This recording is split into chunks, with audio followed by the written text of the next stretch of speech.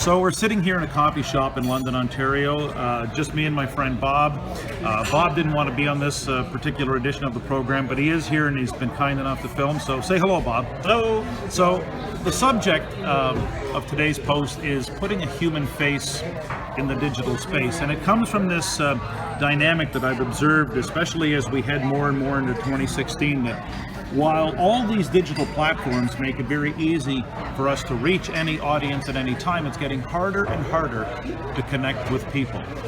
However, a human face in the digital space, I'm firmly believing that it's allowing more connection to happen, and it opens up the doors to more possibilities as we explore H2H conversations, human to human, even deeper on this edition of the Reinvention Chronicles.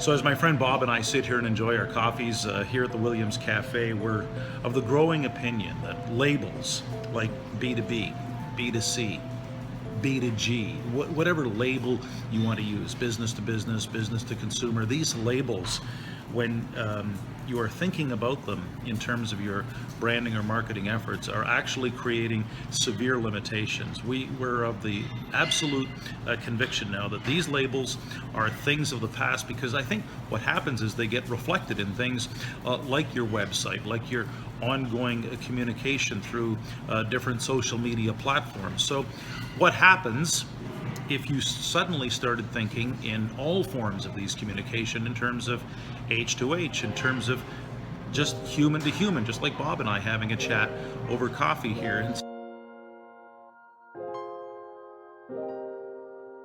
I think where you see examples of this B2B or B2C mindset is that text-heavy content supported by average to mediocre visuals. Hey, it doesn't do anything in terms of humanizing the digital space. I mean, really, stock photography? Are we supposed to form some sort of connection over pictures of people who don't work at your company, for example? So I think the best way to evaluate where your brand and your marketing efforts are at right now in 2016 is to ask this: do we have nothing more than a glorified brochure on the web, or are we on our way to creating a digital living room? I think it's one or the other: a glorified online brochure or a digital living room where real people are having real conversations, which means videos are front and center. Videos on your home pages, video blogs that you share with a community of your own creation. I think they go a long way towards fostering a type of H2H human connection that visuals and text just can't hope to do. And there are some fantastic examples out there of people creating video content online that reflects this H2H mindset. Two in particular that we're watching right now. One is Casey Neistat. If you've never heard of Casey Neistat, what a story. He was a grade 10 high school dropout out of Connecticut, lived 3 years in a trailer park, and Casey has amassed this incredible YouTube following. He's posting a video blog each and every day. He's done commercials for companies like Nike and Mercedes, and every day he just shares everyday examples from his life in and around the New York City area, and actually all over the world. So on the one hand, you've got Casey Neistat, who was a virtual unknown, and then on the other hand, you've got high-profile celebrities like Jerry Seinfeld and Barack Obama in their episode Comedians in Cars Getting Coffee. Now, what I want to do is I want to take a series of these little clips from both Casey's work and the work of Jerry Seinfeld, and then we're going to edit them together, but watch the parallels. Watch how they have created in their own way their version of a digital living room. Hey, what's up? I'm Casey. How's it going, man? Yeah, Zach, man. Zach. Holy shit. Zach, let's take a selfie. I gotta take a picture. Let's do it. I know. All right. Come on, Zach. Come on, Zach. I've been prepared. That's slow motion. That's not even your selfie cam. That's a picture of Matt. He's a good looking guy, though. He is a good looking guy. All right. Hell yeah. Awesome. Dude, I really like your shirt, man. Thank you, man. I like yours too. That's weird. Nice to meet you. Dude, nice to meet you as well. Take care. Thank you so much, man. Bye. Take care. How's it going, Matt? Zach. Nice to meet you. Shave, then work out. Yeah, I believe in shaving before the workout. Okay. Because that's how I do it, and I don't really need a reason. I see. I guess I'll just make some myself. Let's see you make coffee.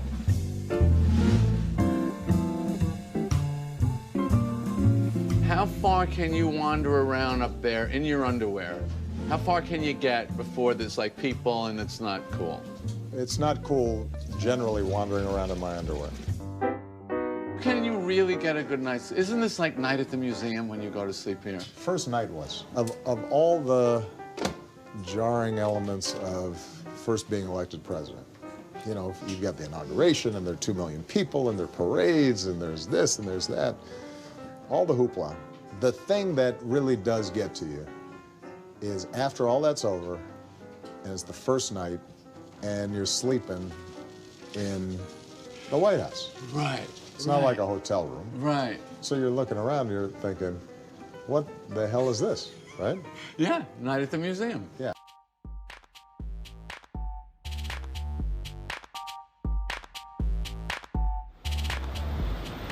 I'm not the hugest fan of going out at night. I would always rather work or stay home with the wife and kid.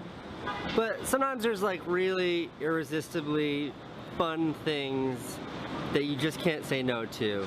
And in that case, I feel okay about it. Tonight is one such occasion. I think, I hope, I don't know what to expect. If I slid open your underwear drawer, one brand or a number of brands? You got to go with one brand. One brand, one color? Yeah, of course. This is a critical concept. It's more work that It's you more don't work. need. How many suits do they put out in the morning? Well, they don't put out suits. I have a closet like normal people You do. pick the suit. I do. Yes. Really? I do.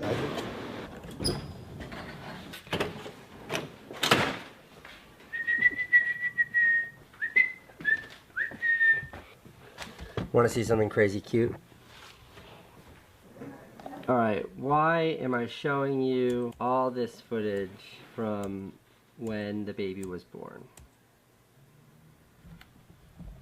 This was last December, and of course, when Francine was born, that was the most important thing happening in my entire life at the moment. On today's vlog, I want to talk about the second most important thing that was happening in my life at the exact same time Franny was born.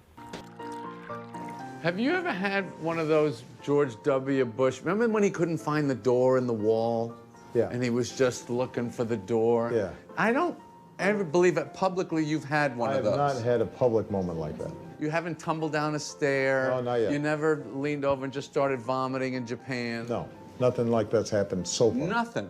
What's your most embarrassing president moment? This may be it. I think the message is clear when you study the clips of whether it's a Casey Neistat or a Jerry Seinfeld or thousands of others. If it's not on YouTube, it never happened. I've been speaking more and more to CEO groups all over North America and sharing that message that 20 years ago, if a story wasn't carried in the local paper, well, it never happened. 15 years ago, if you weren't in the yellow pages, you didn't exist. Today, more than ever. If it's not on YouTube, no one knew about it, no one can share it. And so let's just say you run a company, or you're a small business owner, you're a solopreneur, or you're working in marketing. And now that you've had these, that we've had this conversation here at the Williams Cafe, think about why these ideas that we're sharing with you today are relevant to you and what you're trying to accomplish in terms of reinventing and repositioning your place in the market. Think about the opportunity that's now staring you in the face, the choice between the glorified online brochure or creating the digital living room in whatever channels and mediums and platforms that you choose to pursue as you recreate and reimagine the business, the brand, the career that you deserve.